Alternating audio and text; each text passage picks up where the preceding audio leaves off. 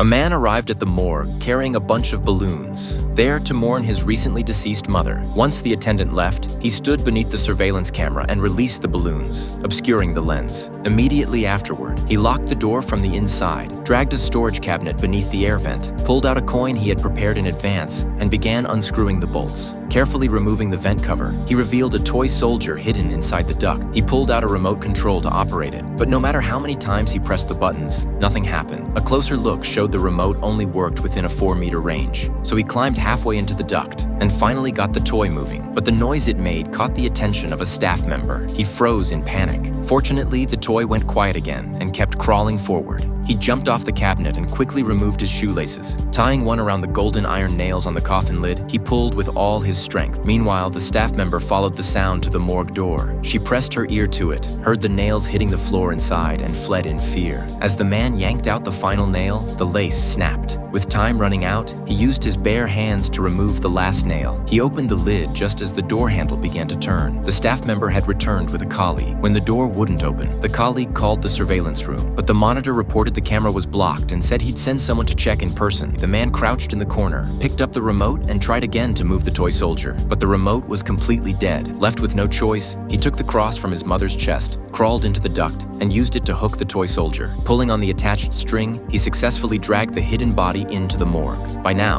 the attendant was on his way. The man quickly placed the body in the coffin, closed the lid, took off his leather shoes, and hammered each nail back in, one by one. Once finished, he reattached the vent cover, moved the cabinet back in place, put on his suit, unlocked the door, and sat down, pretending to be deep in prayer. Just as he began to relax, a phone started ringing. From inside the coffin, he leaned closer. It was the dead woman's phone. He froze. It was too late to retrieve it. At that moment, the attendant returned. The ringtone stopped just before the door opened. Seeing the man lost in grief, the attendant noticed nothing unusual. The man exhaled softly, picked up the balloons, and calmly walked out. In the end, the coffin was buried without incident. Just like that, he'd successfully covered up a death caused by a single careless mistake. But the question remains, can he really get away with it forever?